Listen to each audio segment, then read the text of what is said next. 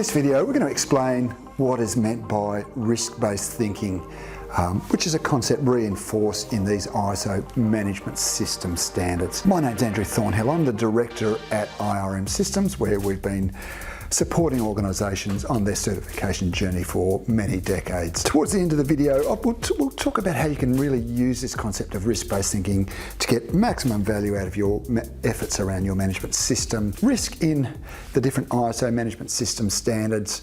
If we start with, say, quality management standard, it's been certainly reinforced when the standard was revised and re-released in 2015. It's always been implicit in a lot of the requirements within the standard. So even if we look at the modern quality standard, if we look at particular requirements, might be the internal audit requirement, non-conforming output requirement, corrective action requirements. ISO doesn't use the word risk, but they come up with 99 other phrases encouraging you to basically take a risk-based approach. In terms of investigating non-conforming outputs, well, the level of effort we put into that should be related to the effects of the non-conformance that's occurred. That's ISO language for saying don't go overboard on low risk issues. What has changed in ISO 9001-2015 onwards, and yes, all of those other management system standards, is there's now requirements for a high level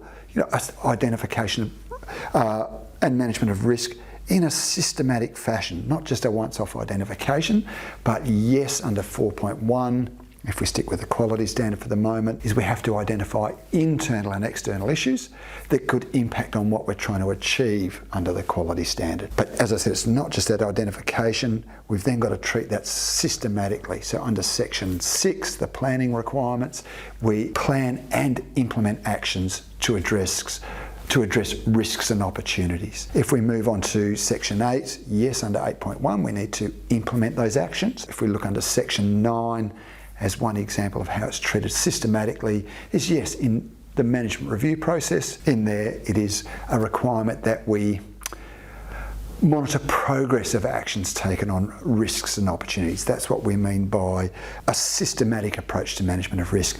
Now, for people who have read the standard carefully, you'll notice between the previous version of the quality standard and ISO 9001-2015, when it was revised, they've dropped the term preventative action.